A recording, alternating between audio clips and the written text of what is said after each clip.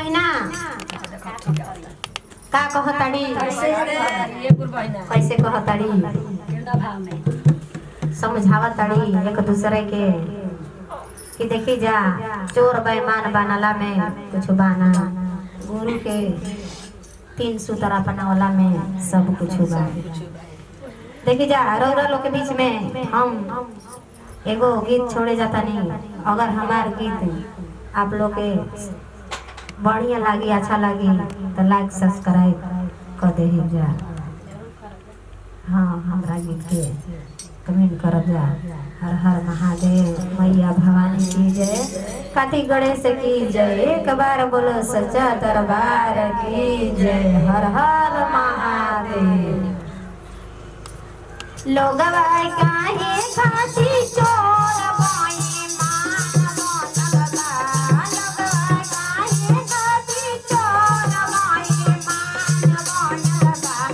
आई सारी आई भैया माटी के मकान बनलबा आई सारी आई भैया माटी के मकान बनलबा लोग काहे खाती चोर बाई मान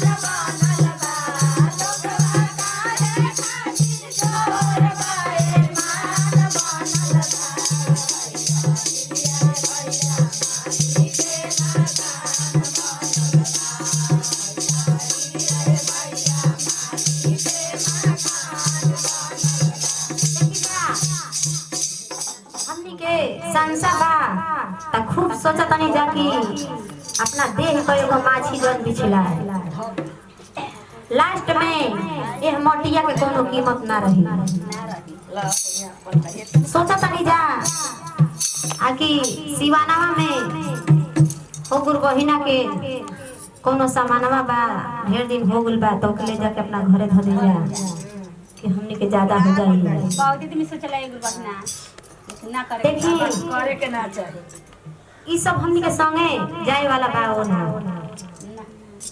इहे एगो नाम होई आकि हमारा माई रहली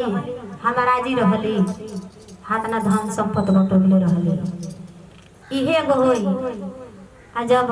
हई संसवा निकली ना ते जाइए कई एगो बतिया के जवाब देवे के पड़ी।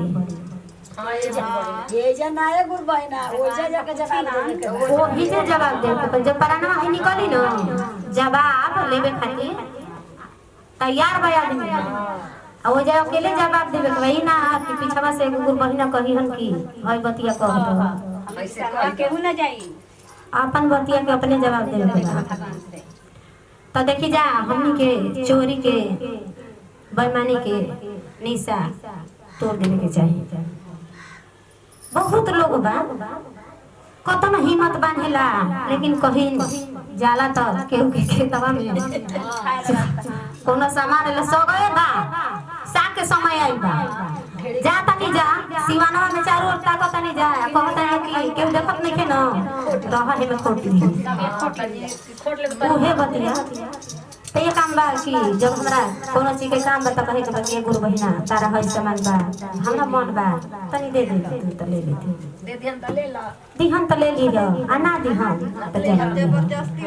जबरदस्ती वाला बात नहीं छे। त देखी गुरु बहिना का कहताड़ी ये गुरु बहिना कैसे कहताड़ी लोगा बा काहे खाती चोर बाई मान बनलबा लोगा बा काहे खाती चोर बाई मान बनलबा सॉरी ए भैया माटी के मकान बनलबा सॉरी ए भैया माटी के मकान बनलबा काहे खाती चोर बाई मान बनलबा लोगा काहे खाती चोर